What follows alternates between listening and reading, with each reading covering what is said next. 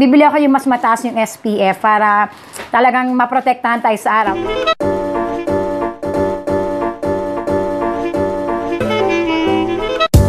Hi guys! Good morning, good morning, good morning, good morning. Magandang umaga sa inyong lahat. Ayan. Sobrang aga pa kasi, alas 6 pa lang ng umaga, pero ako ay nakapaligo na. Ayan, pinusod ko lang siya, pero hindi ko pa siya nasusuklayan kasi ayusin natin. Meron kasi akong i-review ngayon na sunblock. Alam nyo na, summer kasi, 'di ba? So, kailangan ingatan natin ang ating mga balat sa araw. So, yan yung isa sa nakakasira ng balat natin. Madaling makapagpa-wrinkles, tapos nagdadagdag siya ng mga pigmentation sa ating mukha, yung mga dark spot, ayan. Yan yung sikat ng araw. Kaya kailangan, lagi tayong handa at lagi tayong meron sunblock. So, kahapon napunta ako sa SM. Tapos, ito matagal ko na itong nakikita eh.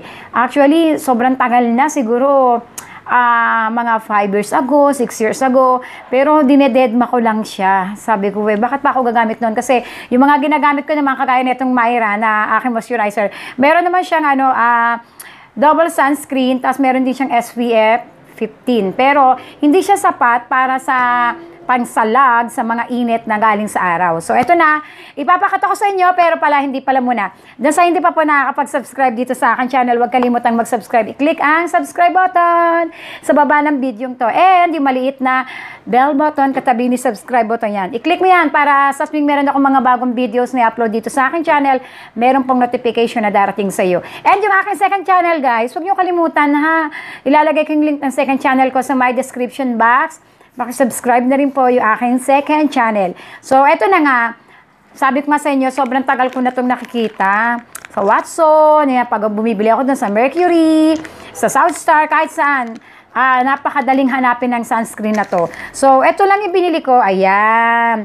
Sa Shea lang yung binili ko kasi nga gusto ko muna siyang itry kung okay ba talaga siya. So, eto yung SPF 35 niya, tapos 3 star nakalagay dyan. Kasi, bawat isa nito is pataas ng pataas. Meron sila ng SPF 80, 130, pataas ng pataas. Siyempre, kung pataas ng pataas, pataas din ng pataas yung presyo. At siyempre, kung pataas ng pataas, mas maganda yon kasi mas napoprotektahan niya yung balat mo. So, yun na nga, bigyan ko muna kayo ng konting kwento. Nagpunta nga ako kasi sa SM, naghahanap ako ng lotion kasi nga magsuswimming kami na merong SPF. Tapos, nilapitan ako ng isang sales lady doon na sinabi niya sa akin na, ma'am, ito na lang po gamitin nyo. Sabi niya ganun. Kasi ito po, pwede na siya sa mukha, pwede pa siya sa katawan. So, ibig sabihin, pwede rin siyang i-lotion. Unlike doon sa nakita ko na pangkatawan lang siya, tapos yung isa naman is pang mukha lang talaga siya. So, kung isipin mo, dalawa yung bibilihin mo, medyo lalo kang mapapamahal. So, ito, medyo pricey nga siya, pero at least pangkalahatan na siya. Kagaya nito, ang bili ko nitong sachet na to is 67 or 57. Parang ganon. Ang lit lang nito, diba? Ang laman lang nito ay, saan yung laman nito? Halak ka. Yun, 15 ml lang ang laman nito. Ito. Ayan, 15 ml lang. Tapos, itong pinili ko yung unscented nila kasi ang maganda pa rito sa Derm Plus pa rin pangalan nito, guys, nakalimutan ko sabihin niyo sa inyo. Ang kagandahan dito sa Derm Plus, meron siyang unscented, meron siyang scented. So, ang kinuha ko is unscented. Ayoko naman yung sobrang bango tapos ilalagay sa mukha. Masakit sa ilong yan. Tapos, yung pinakambabang SPF, yung kinuha ko, 35. Gusto ko sana yung mas mataas, yung 130 o kaya yung 80. Kaya lang, inisip ko, yung baby ko at yung anak ko, baka hindi kayanin yung ganun kataas. So, eto, para sa amin ang lahat. Meron naman tong SPF 15. So, ipa-plus mo na lang. Magkano na yon? Ano magkano? Ilan na yon? 50 na siya. O SPF 50 na siya. Yung magagamit ko sa face ko. Ngayon, sisimulan natin. Ngayon ko lang ito gagamitin. Unang araw ko itong gagamitin. Parang first impression na rin. Yung packaging niya ng sachet is ganito. Pero may mga tube sila.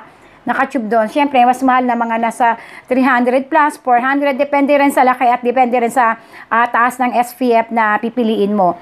So, ito yung pinili ko. Nakalagay lang dito is Derm Plus Moisturizing Sunscreen for face and body. Yun yung pinaka-nagustuhan ko. Tapos, meron siyang PABA-free, water-resistant, dermatologist tested, tapos SPF 35 3-star, UVA, UVV, and UVA and UVB protection. Tapos, dito sa likod niya, nakalagay dito, provides optimum protection from the damaging effects of prolonged and repeated exposure to the sun. So sabi ko nga sa inyo, magsiswimming kami. Kailangan natin na may mataas na SPF. Ito pa, ganito gawin nyo, kapag gumamit kayo ng SPF, nandito yung anak ko sa tabi ko. Opo, pasensya na kayo, nandito yung baby ko.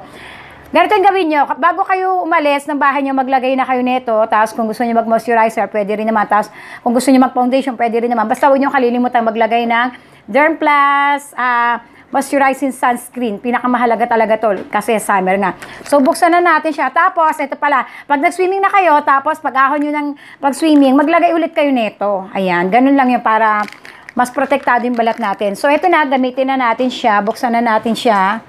Ayan, dito ko siya bubuksan. Ito, ano kaya itsura na laman nito? Ayan, yung amoy muna, tingnan natin yung amoy. Wala naman siyang amoy. Kasi nga unscented, ano ba yan? Wala talagang amoy, Daisy, kasi unscented yung kinuha mo. So, ayun na yung laman naman. Kaloka talaga si Daisy. Nakalimutan ko. So, yung laman niya, ayan, natatawa ko. Kuha lang tayo ng konti, yung sasapat lang sa ating mukha. So, yung sa sobra, lalagay ko na lang sa braso ko. Tabi ko muna, baka matapan. Ito lang hirap pagka mga sachet yung binili mo. Kasi nga, natatapon. So, ayan, ganito yung tsura niya. Puting-puti siya. Unscented tong kinuha ko, Inaamoy ko pa kanina. Tapos, ilagay lang natin siya sa ating face bago tayo ma-expose sa araw. Ayan. Ilagay ko yung iba sa, kamay ko. Ayan. Tapos, yun na. Lagay mo lang siya. Yun yung baby ko, Yan. O, diba? Lalo na tong noo kasi yan yung kalimitang, na-expose sa sa araw, di ba? Ito yung gusto ko yung pag walang amoy. Natatawa ako kanina, sabi ko amoy natin. Unscented nga pala itong kinuha ko. Kasi nga hindi siya masakit sa ilong. Ayan. Saka buti hindi mag-ahalo-halo yung amoy ng moisturizer mo, yung sunblock mo. Ayan. Maganda to kung everyday kayo gagamit. Ako, talaga, honestly, tatapatin ko kayo. First time ko ngayong gumamit ng sunblock. Ginagamit ko lang siya dati pag magsiswimming. Pero ngayon, ayan, gagamitin ko na siya araw-araw. Ayan. Okay, ayan na siya. Pag nilagay mo sa mukha mo, medyo sticky, natunog siya. Medyo sticky siya, pero hindi siya tawag na mabigat tingnan tingnan tuloy. Hindi siya mabigat yung pakiramdam sa mukha mo. Siguro dahil hindi pa siya natutuyo, hintay lang natin siya matuyo. Ayan. Pag natuyo na siya, baka hindi na siya sticky. Lagay natin yung leg natin. Ayan. Para naman maprotektahan yung balat natin sa mukha. Ayan guys, hinintay ko siyang matuyo. Medyo tuyo-tuyo na siya, pero may konting dikit-dikit pa rin. Ayan nadikit pa rin siya. Pero at least, hindi siya mabigat sa mukha. Hindi mo mapipil na na meron kang nakatapal sa mukha mo. Ayan. Unti-unti na siyang natutuyo. Tapos ngayon, naglalagay syempre ako ng aking moisturizer. Pero depende sa inyo kasi sabi naman ni Derm Plus, saan na ba yun? Ito pala sa kabila, dito ko pala nilagay.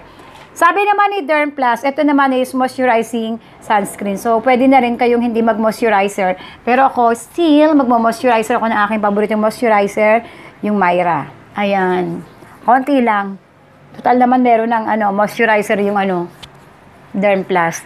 Hindi kasi talaga ako sanay nang hindi magmo-moisturizer. Kasi nga dry skin ako So, ayan na siya. Ayan. Siyempre, pagkalagay nyo, wag naman kayo lalabas agad.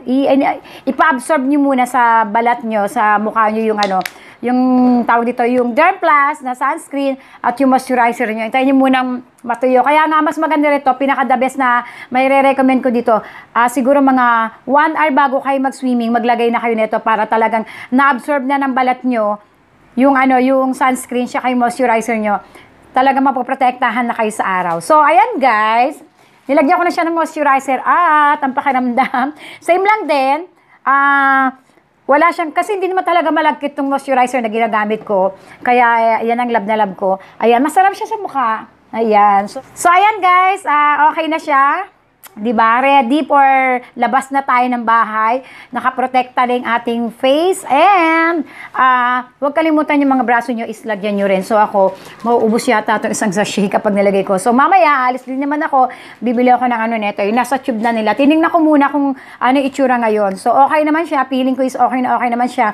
At bibili ako yung mas mataas yung SPF para talagang maprotektahan tayo sa araw. So ayan guys, sana nagkaroon kayo ng idea dito kay Derm Plus Moisturizing Sunscreen, 'di ba? Ito maganda 'to. Feeling ko lang naman. Ito na naman tayo sa feeling, napaka-feeling ngayon. Kasi sa lahat ng moisturizer na nakita ko doon, mga nakaparada doon, yung iba kasi pang legs lang, pang katawan lang. Ito both face and whole body na siya. Kaya okay na okay si Derm Plus. Isang bilihan, isang gamitan lang. So ayan guys, sa ngayon, maraming po salamat. Babush!